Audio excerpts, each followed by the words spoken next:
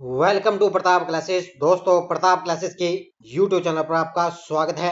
तो आपको लगातार जो आरबीएससी की पुस्तक है 6 से 12 नानक क्लासेस की, उसको लगातार आपको रिवाइज करवाया जा रहा है। तो आज अपने चर्चा करेंगे कक्षा 10 की क्लास, अपने निश्चित तौर से यहाँ से चर्चा करेंगे। ठीक है, तो एक बार सभी साथी वीडियो को लाइक कर दें और शेयर कर दें, क्योंकि लगातार आपको अभी कक्षा 6, 7 और 8 और 9 कंप्लीट करवा दी। अब अपने कक्षा 10 की चर्चा करेंगे। तो सारे विद्यार्थी एक बार वीडियो को लाइक कर दें और शेयर कर दें। पहला प्रश्न देखो, सन 1800 में सर्वप्रथम राजस्थान के लिए राजपूताना शब्द का प्रयोग किसने किया? तो जॉर्ज थॉमसन ने। किसने किया? सन 1800 के अंदर सर्वप्रथम राजस्थान के लिए राजपूताना शब्द का प्रयोग किसने किया? जॉर्ज थॉमसन ने। कर्नल जेम्स टोड ने अपनी पुस्तक annals and antiquities of Rajasthan में रोयथॉन या राजस्थान नाम किस वर्ष दिया गया? तो ये दिया गया 1829 के अंतर्गत। कब है? 1829 में दिया गया। प्राचीन समय में जांगल देश कौन सा क्षेत्र के अंतर्गत आता है?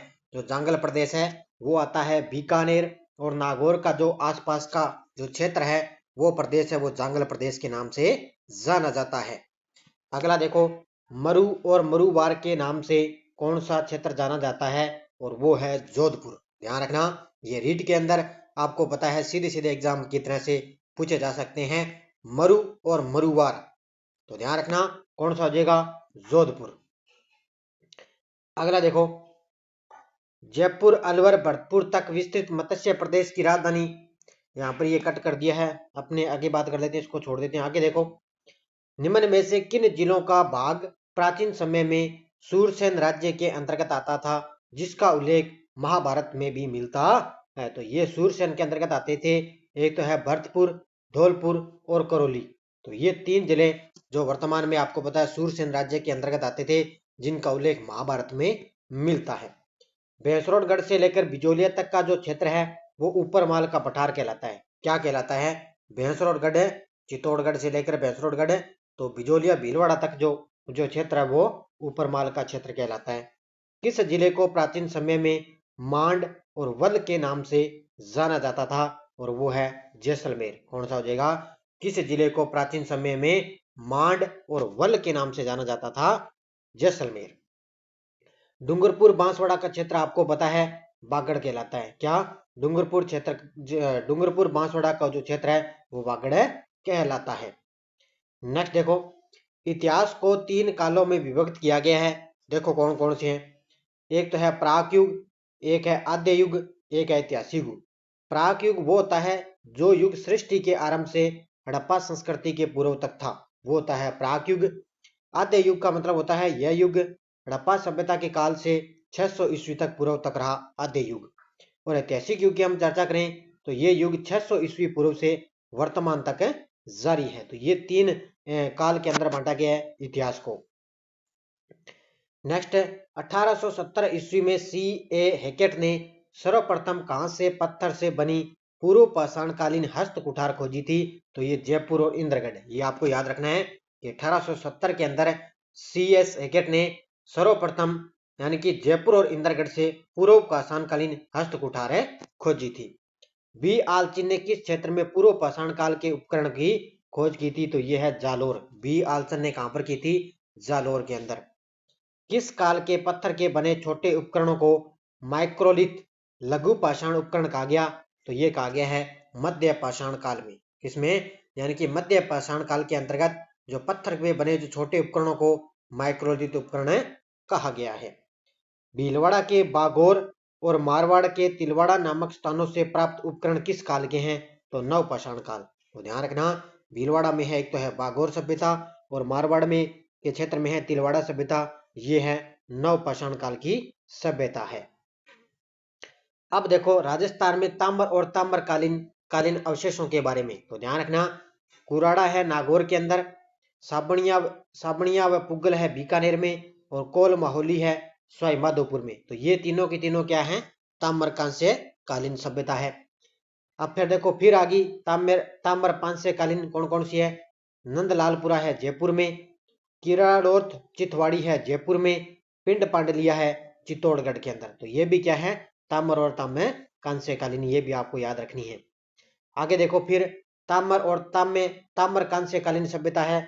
एक तो है गणेश्वर काली सीकर में, कालीबंगा हनुमानगढ़ में, और आहड़ जो जाडोल उदयपुर में अंदर है, ये भी ताम्र कांस्य कालीन है।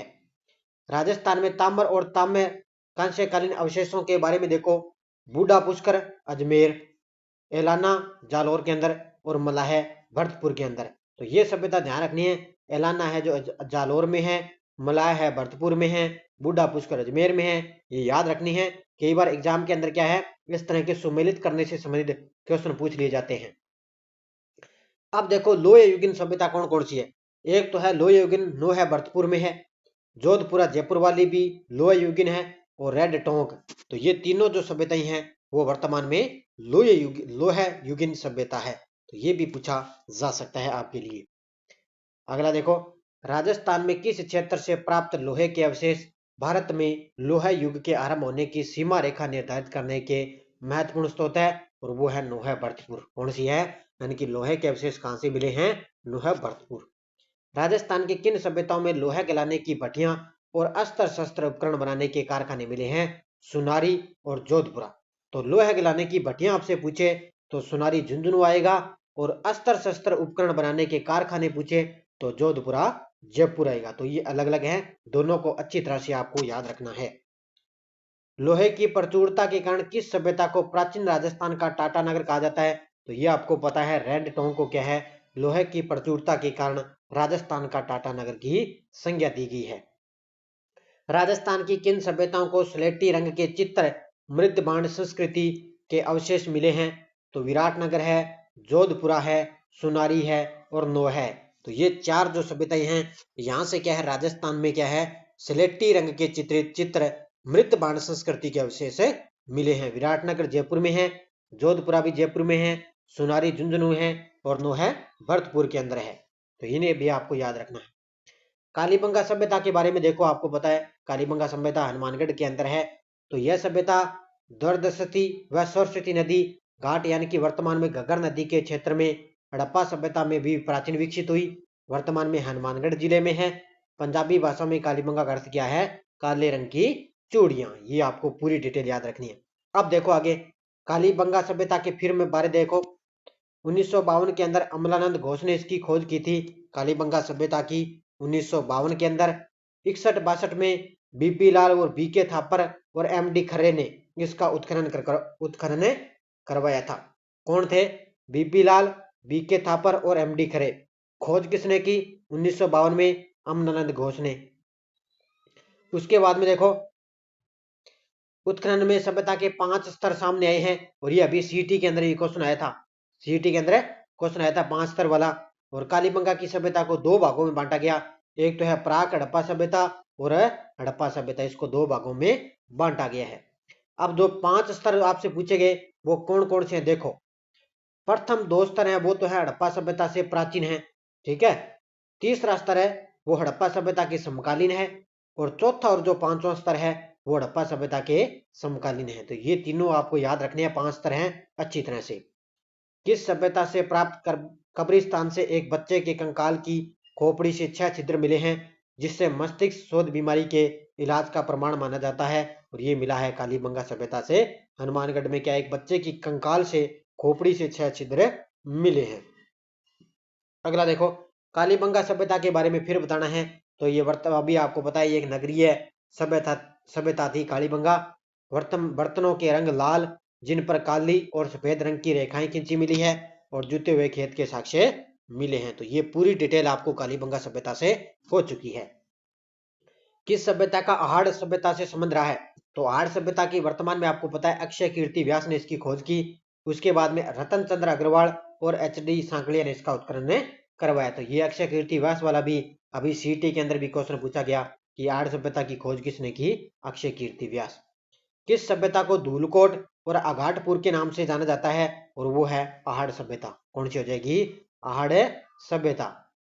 अगला देखो अक्षय कीर्ति व्यास ने आहड़ सभ्यता की खोज कब की, 1953 में। कब की थी, 1953 के अंदर। किस सभ्यता के लोग मृतकों को गहनों और आभूषणों के साथ दफनाते थे, जिनकी मृत्यु के बाद भी जीवन की अवधारणा का समर्थन होने का प्रमाण है, और वो है आहड़ सभ्यता। यानी कि जिसमें क्या है, लोग मृतकों को क्या है, जब निधन हो जाता था, मरे हुए लोगों के साथ क्या है, गहने और आभूषण दफनाते थे, और वहां पर जीवन की अवधारणा का समर्थन होने का प्रमाण है आहड़ सभ्यता के अंतर्गत। अब देखो आहड़ सभ्यता के बारे में पूरी डिटेल। लाल काले मिट्टी के बर्तन वाली संस्कृति का प्रमुख केंद्र था, ये ध्यान रखना, आहड़ सभ्यता। इसका दूसरा नाम क्या था, ताम्रवती नगरी मिलता है। उत्खनन से प्राप्त ठप्पों से यहाँ रंगाई छपाई व्यवसाय की उन्नत होने का अनुमान लगाया जाता है, बिल्कुल सही है। कालीबंगा की तरह मकान बनाने में धूप में सुखाई हुई ईंटों व पत्थरों का प्रयोग करते थे। ये पॉइंट कई बार पूछ लिया जाता है कि धूप में सुखाई गई ईंटों व पत्थर का प्रयोग किस सभ्यता में किया गया, आहड़ सभ्यता में। उत्खनन किसने किया, रतन चंद्र अग्रवाल और एच.डी. सांकलिया के निर्देशन में इसका उत्खनन किया गया था। खोज किसने की, अक्षय कीर्ति व्यास के द्वारा। नेक्स्ट है उदयपुर की वह सभ्यता जो आहड़ नदी के किनारे 4000 वर्ष पुरानी पाषाण धातु युक्त सभ्यता के विशेष के रूप में सामने आई है, और वो है आहड़ सभ्यता जो वर्तमान में उदयपुर के अंदर है। इसमें क्या है, 4000 वर्ष पुरानी जो धातु युक्त सभ्यता के विशेष इसमें सामने आए हैं। वह कौन सी सभ्यता है जिसका राजसमंद जिले के बनास नदी के तट पर 1957-58 में बीबी लाल के निर्देशक में उत्खनन किया गया, और वो है गिलोंड सभ्यता है। राजसमंद के अंदर कहाँ पर है, ये बनास नदी के किनारे है, और बीबी लाल के निर्देशन में 1957-58 में इसकी उत्खनन किया गया था इसका। अब देखो गिलोंड सभ्यता के बारे में पूरी डिटेल आपके लिए। इसके उत्खनन से एक तो है ताम्रयुगीन सभ्यता के विशेष मिले हैं, और जिसका समय 1900 से 1700 ईस्वी पूर्व निर्धारित किया गया, ये आपको याद रखना है एक तो पॉइंट। फिर आग में पकी हुई ईंटों के प्रयोग मिले हैं, ये ध्यान रखना। अब यह पूछा जा सकता है भी धूप में सुखाई हुई, हमने पढ़ा आहड़ सभ्यता से, आग में पकी हुई ईंटें गिलोंड सभ्यता से। और यहाँ पर 5 प्रकार के मिट्टी के बर्तन मिले हैं, एक तो है काले, दूसरे सादे, पॉलिशदार, भूरे, लाल और काले चित्रित मृद बाण यहाँ पर मिले हैं। सीधा ही आपसे यही पूछा जा सकता है कि 5 प्रकार के मिट्टी के बर्तन कहाँ मिले हैं, गिलोंड सभ्यता। 1998 से 2003 ईस्वी के मध्य पुणे के डॉक्टर वी.एस. शिंदे तथा पेंसिल्वेनिया विश्वविद्यालय के प्रोफेसर ग्रेबी पोसल के निर्देशन में यहाँ पर उत्खनन करवाया गया था। अगला देखो, भीलवाड़ा में बागोर सभ्यता किस नदी के किनारे है, तो ये कई बार एग्जाम में आता है। भीलवाड़ा में बागोर सभ्यता है वो कोठारी नदी के किनारे है।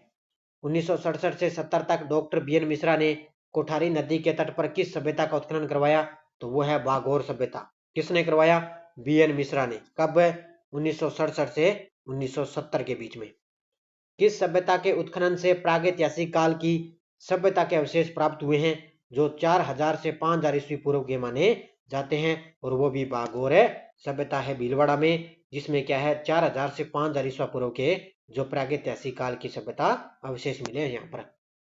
मध्य पाषाणकालीन सभ्यता का स्थल और लघु पाषाणकालीन उपकरण का प्रमुख केंद्र जहां से कृषि व पशुपालन के प्राचीनतम साक्ष्य मिले हैं, बागोर भीलवाड़ा से। ठीक है, प्राचीनतम पशुपालन और कृषि के अवशेष बागोर से मिले हैं। अब देखो कांतली सभ्यता जो वर्तमान में सीकर में है, कांतली नदी के किनारे गणेश्वर सभ्यता है, उसके बारे में देखो। इसका उत्खनन 1972 में रतन चंद्र अग्रवाल के निर्देशन में हुआ, बिल्कुल सही, आपको पता है 1972 में रतन चंद्र अग्रवाल ने गणेश्वर सभ्यता का सीकर में कांतली नदी के किनारे उत्खनन करवाया गया, और ये 2800 साल पूर्व की सभ्यता है। इसे ताम्रयुगीन सभ्यता की जननी और ताम्र संची सभ्यता कहा जाता है। ये कई बार ये शब्द आ जाता है सीधा ही कि ताम्र संची सभ्यता कौन सी है, तो ध्यान रखना गणेश्वर सभ्यता। ये पॉइंट ये छोटे छोटे नोट कर लेना आप। गणेश्वर सभ्यता के बारे में एक पॉइंट और आपके लिए देखो, यहाँ से प्राप्त तांबे के उपकरणों के पात्रों में एक तो ध्यान रखना 99% यहाँ से तांबा मिलता है, ये आपको पता है। यहाँ से तांबा हड़प्पा मोहनजोदड़ो को भेजा जाता था, जो तांबा है ना वो हड़प्पा और मोहनजोदड़ो को भेजा जाता था। काले और नीले रंग के बर्तन जिन्हें द्रिप्समणि मृदमांड भी कहते हैं, तो ये भी पॉइंट आपको याद रखना है। किस सभ्यता से एक रोमन एम्फोरा सुरा पात्र और एक यूनानी सुराई मिली है, जो इसके विदेशी व्यापार का होने के केंद्र की पुष्टि मिलती है, और यह है भीनमाल, जो जालोर के अंदर एक सभ्यता है भीनमाल।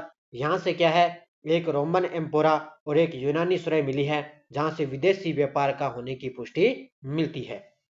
भीनमाल जालोर के सभ्यता का उत्खनन किसके द्वारा करवाया गया, R.C. अग्रवाल। ध्यान रखना भीनमाल जो जालोर में सभ्यता है उसका उत्खनन किसने किया, RC अग्रवाल ने। किस क्षेत्र का प्राचीन नाम सिरीमाल है? तो ये आपको पता है, भीनमाल का प्राचीन नाम सिरीमाल था। ईसवाल सभ्यता किस जिले में है जहां से समृद्ध लोहे उद्योग के साक्ष्य मिले हैं? और ये है उदयपुर के अंदर। कहां पर है ईसवाल सभ्यता? कहां पर है? उदयपुर में, जहां से लोहे के उद्योग के साक्ष्य मिले हैं। मत्स्य जनपद की राजधानी बेराट आपको पता है जयपुर के अंदर है। बेराट सभ्यता जयपुर में है। राजस्थान में किस सभ्यता से मौर्य काल और बौद्ध धर्म के अवशेष प्राप्त हुए हैं? तो ये भी बेराट से मिले हैं, मौर्य काल और बौद्ध धर्म में। अब देखो अपने बेराट सभ्यता के बारे में पढ़ेंगे। जयपुर में है बेराट सभ्यता, उसके बारे में। इस सभ्यता की खोज 1936-37 में दयाराम बहादुर साहनी ने की थी। ये एक पॉइंट याद रखना है। उत्खनन कार्य नीलरत्न बनर्जी और कैलाश नाथ दीक्षित ने किया। बेराट से गोल मंदिर और अशोक ब्रह्मभू शिलालेख मिला है। तो गोल मंदिर याद रखना कि गोल मंदिर कहां से मिला है? बेराट सभ्यता से, जो 1936-37 के अंदर दयाराम साहनी ने इसकी खोज की थी। किस सभ्यता से अशोक का ब्रह्मभू शिलालेख प्राप्त हुआ है? जो अशोक के बौद्ध धर्म का नहीं होने का सबसे पुख्ता परिणाम है, और ये मिला है बेराट सभ्यता से। अब देखो आपको पता है रंगमहल जो सभ्यता है वो हनुमानगढ़ में है, और ज्याना सभ्यता है भीलवाड़ा में, नगरी है चित्तौड़गढ़ के अंदर, और बरौर सभ्यता है गंगानगर के अंदर। तिलवाड़ा सभ्यता है बाड़मेर में, नगर है टोंक में। अब ध्यान रखना ये नगर है टोंक में, और ये जो नगरी है ना ये चित्तौड़गढ़ के अंदर है। जोधपुरा है जयपुर में, और बालाथल है उदयपुर के अंदर। ये भी आपको सभ्यता याद होनी चाहिए अच्छी तरह से। नेक्स्ट देखो, राजस्थान में आर्य संस्कृति वैदिक सभ्यता के अवशेष कहां से मिले हैं? राजस्थान में आर्य संस्कृति वैदिक सभ्यता के अवशेष मिले हैं अनूपगढ़, तरखानवाला डेरा और चक 84। ये तीनों याद रखने हैं, अनूपगढ़, तरखानवाला डेरा और चक 84 से आर्य संस्कृति और वैदिक सभ्यता के अवशेष मिले हैं। अंगुत्तर निकाय में हमें 16 महाजनपदों की जानकारी प्राप्त होती है। इनका संबंध किस धर्म से है? बौद्ध धर्म से। ध्यान रखना अंगुत्तर निकाय में हमें 16 महाजनपदों का उल्लेख मिलता है। राजस्थान के किस क्षेत्र को सीवी जनपद कहते हैं? तो चित्तौड़ का जो आसपास का क्षेत्र आपको पता है उसको सीवी जनपद बोलते हैं। नेक्स्ट देखो, 327 ईस्वी पूर्व में किस आक्रमण के कारण सुरक्षा और अस्तित्व की रक्षा के लिए पश्चिमी उत्तर सीमा से कुछ कबीले मालव योद्धे और अर्जुन राजस्थान से आकर बस गए? तो वो थे सिकंदर के आक्रमण के कारण। जो सिकंदर ने उस समय आक्रमण के कारण क्या है, वहां पर जो कुछ कबीले और मालव योद्धे जो क्षेत्र है वो अर्जुन राजस्थान में आकर ये बस गए थे। आपको पता है इसका, ठीक है।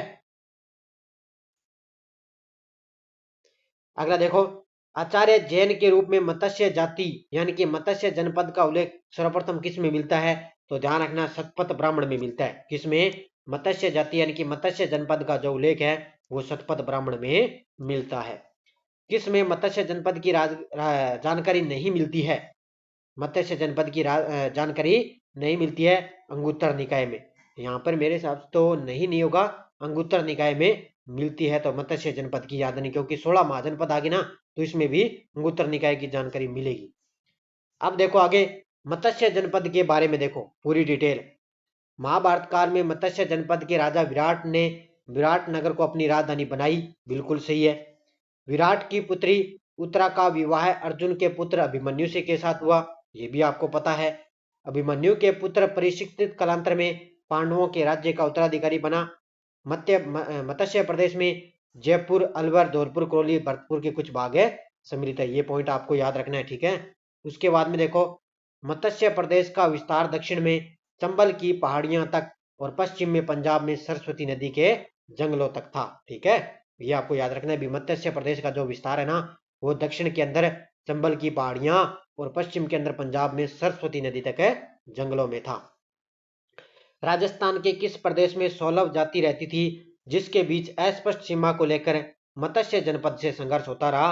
और ये रहती थी अलवर के अंदर। यहाँ पर सालव जो जाति है वो कहाँ रहती थी? अलवर के अंदर रहती थी। किस महाजनपद ने मत्स्य जनपद पर आक्रमण कर उसे अपने क्षेत्र में शामिल कर लिया लेकिन वह अधिक समय तक अपने अधिकार में नहीं रह सका? वो था चेदी। कौन सा था? ये एक चेदी महाजनपद है, और ये ध्यान रखना इस पर क्या है, अपने क्षेत्र में इसको शामिल कर लिया मत्स्य जनपद में, लेकिन ये काफी ज्यादा समय तक ये अपने अधिकार में नहीं रह सका। मत्स्य जनपद को अंतिम रूप से किसने अपने साम्राज्य में शामिल कर लिया? वो था मगध। किसको कर लिया था? मत्स्य जनपद में अंतिम रूप से मगध को शामिल कर लिया था। डॉक्टर गौरीशंकर हीराचंद ओझा और सीवी वैद्य ने राजपूतों की किसकी संतान माना है? तो वैदिक आर्यों की संतान माना है। किसकी? वैदिक आर्यों की संतान माना है। पृथ्वीराज राजसो ग्रंथ के लेखक चंद्रबरदाई के अनुसार अग्निकुंड से किस जाति की उत्पत्ति नहीं मानी जाती? तो ये नहीं मानी जाती राठौड़ों की। किसकी? यानी कि पृथ्वीराज राजसो के ग्रंथ के लेखक चंद्रबरदाई के अनुसार है अग्निकुंड से किसकी जाति उत्पत्ति नहीं मानी जाती? राठौड़ों की। किस इतिहासकार ने गोहिल राजपूतों की उत्पत्ति नागर ब्राह्मण से बताई है? तो ये डी.आर. भंडारकर ने। किसने? ये गोहिल राजपूतों की जो उत्पत्ति है ना, वो किसने? नागर ब्राह्मण से बताई है, डी.आर. भंडारकर ने बताई है। किस इतिहासकार ने बिजोलिया शिलालेख में वासुदेव चौहान के उत्तराधिकारी सामंत को वस्त गोत्र के ब्राह्मण बताया? तो वो है डॉक्टर दशरथ शर्मा ने। किसने? डॉक्टर दशरथ शर्मा ने। किस इतिहासकार ने बिजोलिया शिलालेख में राजपूतों के ब्राह्मण वंश होने का साक्ष्य माना? तो ये डी.आर. भंडारकर ने। यानी कि डी.आर. भंडारकर ने क्या है, बिजोलिया शिलालेख में क्या है, राजपूतों के ब्राह्मण वंश होने का साक्ष्य माना है। इतिहासकार ने मेवाड़ के गुहिलोतों को नागर जाति के ब्राह्मण गुहदेत का वंशज बताया है? तो ये बताया है गोपीनाथ शर्मा ने। यानी कि गोपीनाथ शर्मा ने क्या है, मेवाड़ के गुहिलोतों को नागर जाति के ब्राह्मण गुहदेवता का वंशज बताया है। गुहिल वंश के शासकों को किस क्षेत्र में राज किया था? तो गुहिल आपको पता है मेवाड़ के अंदर इन्होंने शासन किया था। गुहिल वंश को ईरान के शासक नौशेखा से संबंधित माना है अबुल फजल ने। किसने? यानी कि गुहिल वंश को ईरान के शासक नौशेखा से वंश से इन्होंने संबंधित माना है, अबुल फजल ने माना है। अब देखो गुहिल वंश की उत्पत्ति से संबंधित कर्नल टोड ने इन्हें वल्लभी के शासकों से संबंधित माना है। ये पॉइंट आपको याद रखना है कि कर्नल टोड ने इन्हें वल्लभी के शासकों से संबंधित माना। नैण सिंह व गोपीनाथ शर्मा इन्हें ब्राह्मण होने का मत है जो प्रतिपादित करते हैं। कौन है? नैण सिंह और गोपीनाथ शर्मा। गौरीशंकर हीराचंद ओझा के अनुसार 566 ईस्वी में गुहिल शासन इन्होंने अपनी स्थापना की थी। ये भी बिल्कुल सही है। गुहिल के बाद मेवाड़ के प्रतापी शासक कौन बने थे? बप्पा रावल। ध्यान रखना, गुहिल के बाद मेवाड़ के प्रतापी शासक कौन बने थे? बप्पा रावल बने थे। बप्पा रावल ने 734 में चित्तौड़ शासक मानमोरी को परास्त अधिकार किया। इसकी जानकारी मिलती है राज प्रशस्ति में। यानी कि बप्पा रावल ने क्या है, 734 के अंदर चित्तौड़ का शासक था मानमोरी को परास्त करके इस पर अधिकार किया, और जो इसकी जो जानकारी है ना, वो राज प्रशस्ति से मिलती है। बप्पा रावल ने मेवाड़ को राजधानी किसने बनाया? तो किसे बनाई? नागदा उदयपुर को। ठीक है, बप्पा रावल ने जो मेवाड़ की राजधानी है ना, वो नागदा उदयपुर को बनाई है। कैलाशपुरी में एक लिंग जी या लकुलिश मंदिर का निर्माण किस शासक ने करवाया? बप्पा रावल ने। तो कैलाशपुरी में एक लिंग नाथ जी मंदिर का निर्माण किसने करवाया? बप्पा रावल ने निर्माण करवाया। गौरीशंकर हीराचंद ओझा के अनुसार बप्पा रावल का वास्तविक नाम था कालभोज। क्या था? कालभोज इसका वास्तविक नाम था। बाच घोष क्या होता है? बाच घोष का मतलब होता है बुद्ध चरित्र द्वारा लिखित पुस्तक है। ये पॉइंट आपको याद रखना है कि बाच घोष क्या होता है? बुद्ध चरित्र द्वारा लिखित पुस्तक होती है एक प्रकार की। किस इतिहासकार के अनुसार बप्पा किसी राजा का नाम नहीं अपितु एक खिताब था? तो ये श्यामल दास कहते हैं। श्यामल दास की एक वीर विनोद कृति है, ध्यान रखना। तो ये कहते हैं कि बप्पा किसी राजा का नाम नहीं है, परंतु इनका एक खिताब है। बप्पा रावल की तुलना चार्ल्स मार्टल फ्रांसीसी सेनापति जिसने यूरोप में सर्वप्रथम मुसलमानों को परास्त किया था, ये किससे करते हैं? सीवी वैद्य। कौन करते हैं? सीवी वैद्य करते हैं, ध्यान रखना। मेवाड़ के शासकों के शासनकाल के बारे में सही क्रम। तो मेवाड़ का सबसे पहले आया था जेतर सिंह, फिर तेज सिंह, फिर रतन सिंह आया था। ये क्रम आपको याद रखना है। पहले जेतर सिंह आया था, फिर तेज सिंह आया, और फिर रतन सिंह। फिर जेतर सिंह और इल्तुतमिश के बीच में भूताला का युद्ध हुआ था 1527 में। इसमें जेतर सिंह और इल्तुतमिश के बीच में भूताला का युद्ध हुआ था 1227 में। मेवाड़ का शासक था इल्तुतमिश और दिल्ली का शासक था इल्तुतमिश के बीच में। ध्यान रखना, भूताला का युद्ध 1227 के अंदर।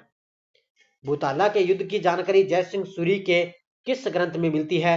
तो हमीर मद मर्दन। ध्यान रखना, हमीर मद मर्दन ग्रंथ है किसका? जय सिंह सूरी का। और इसमें किस युद्ध की जानकारी मिलती है? भूताला युद्ध की।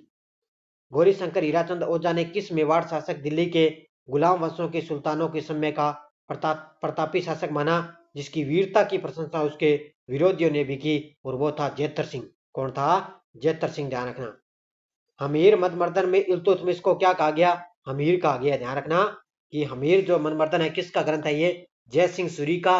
और इसमें इल्तुतमिश को क्या कहा गया है? हमीर कहा गया है। रावल शाखा का अंतिम मेवाड़ शासक कौन था? रावल रतन सिंह, जिसमें क्या है 1303 के अंदर आपको पता है जो पद्मिनी ने जोहर किया था, इसमें क्या है रावल रतन सिंह, इसमें अलाउद्दीन खिलजी ने आक्रमण किया चित्तौड़गढ़ में। 1303 में प्रथम शाखा हुआ था। 1301 में तो आपको पता है रणथंभ बोगर वाला, और 1303 में ये चित्तौड़गढ़ वाला हुआ था। इसमें अंतिम शासक था रावल रतन सिंह। नेक्स्ट देखो, जेतर सिंह का मेवाड़ शासक के रूप में शासनकाल कब से कब तक था? तो 1213 से लेकर 1253 तक जेतर सिंह का समय था। चित्तौड़ दुर्ग का प्रथम शाखा आपको पता है 1303 ईस्वी में हुआ था, ये भी हमने अपने चर्चा कर ली। 1540 में मलिक मोहम्मद जासी ने किस ग्रंथ में अलाउद्दीन खिलजी के चित्तौड़ आक्रमण का कारण रावल रतन सिंह की पत्नी पद्मिनी को प्राप्त करना बताया है? किसका, जिसके समर्थन डॉक्टर दशरथ शर्मा है? तो ये मलिक मोहम्मद जासी का ग्रंथ है, 1540 में इन्होंने लिखा। तो कौन सा है? पद्मावत है, जिसमें क्या है चित्तौड़ आक्रमण हुआ था, उसमें क्या है रावल रतन सिंह की पत्नी थी पद्मिनी, जिसमें क्या अलाउद्दीन खिलजी आपको पता है प्राप्त करना चाहता था, क्योंकि बहुत ही खूबसूरत थी, इतनी सुंदर थी पूछो मत आप। तो इसके समर्थन में थे भी डॉक्टर दशरथ शर्मा, और ये पद्मावत ग्रंथ में जानकारी इसकी मानी गई है।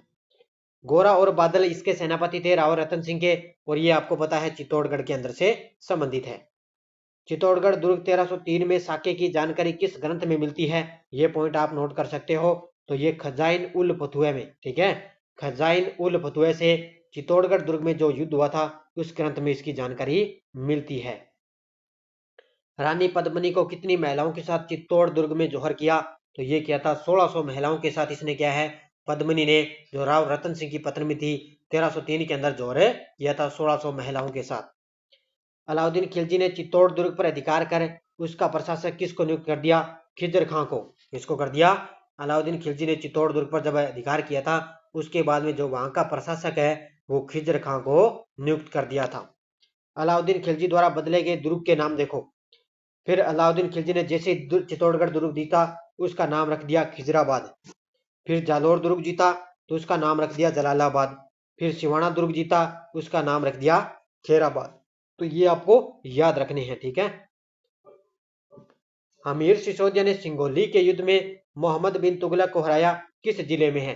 तो ये सिंगोली है, ध्यान रखना, वर्तमान में बांसवाड़ा के अंदर है। तो हमीर सिसोदिया ने सिंगोली के युद्ध में क्या है मोहम्मद बिन तुगलक को हराया, और ये कहां पर है वर्तमान में? बांसवाड़ा के अंदर। चित्तौड़ को मेवाड़ की राजधानी बनाने वाला शासक था जेतर सिंह। कौन था?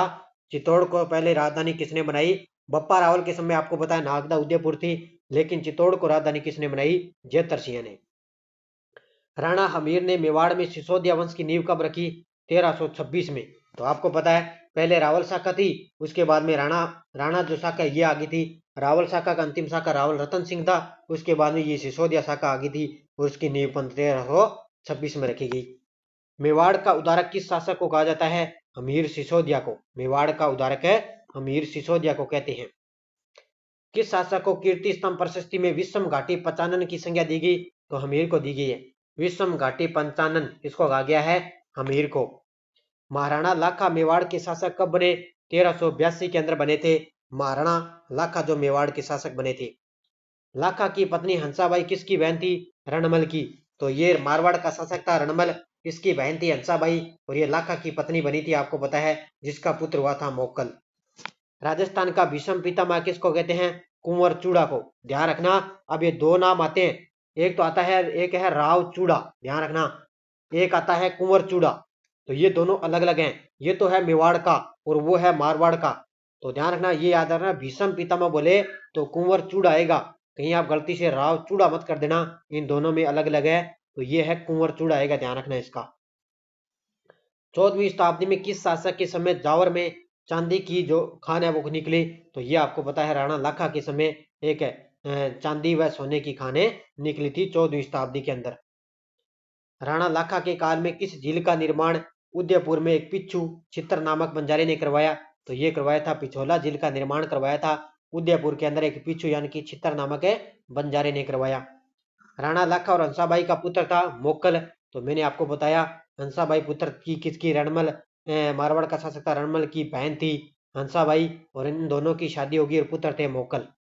1433 में राणा मोकल की हत्या की किसने की थी? चाचा और मेरा ने। चाचा और मेरा ने महपा पंवार की सहायता से क्या है राणा मोकल की हत्या कर दी थी। किसने की थी? ये चाचा और मेरा ने। ठीक है, किसका पुत्र था ये? राणा लाखा और हंसाबाई का पुत्र था। महाराणा कुंभा का शासन काल देखो, 1433 से लेकर 1468 तक था महाराणा कुंभा का काल। कब तक था? 1433 से लेकर 1468 तक था कुंभा का काल। कुंभा ने किसान युद्ध में मालवा के शासक महमूद खिलजी प्रथम को हराया था सारंगपुर युद्ध में। तो ध्यान रखना, कुंभा ने किसान युद्ध में मालवा का शासक था, ध्यान रखना, महमूद खिलजी, और इसको हराया था सारंगपुर के युद्ध में। कुंभा ने मारवाड़ से मंडोर कब छीना? कुंभा ने क्या है मारवाड़ से मंडोर कब छीना था? 1453 में, क्योंकि कुंभा कब तक था? 1468 तक था, और 1453 में इसने क्या मंडोर को छीन लिया था। किस मारवाड़ शासक ने अपनी पुत्री सिंगार देवी का विवाह कुंभा के पुत्र रायमल से किया? तो वो था राव जोधा। कौन था? राव जोधा था, ध्यान रखना। इसने क्या है कि अपने पुत्री सिंगार देवी का जो विवाह है वो कुंभा के पुत्र रायमल से किया था, राव जोधा ने। तो ये 108 क्वेश्चन थे, ये मैंने करवा दिए अपने कक्षा 10 क्लास, यानी कि पहला पार्ट हमने कंप्लीट कर लिया, क्योंकि क्वेश्चन ज्यादा है, कई पार्टों में हमें धीरे धीरे इसको कवर करेंगे।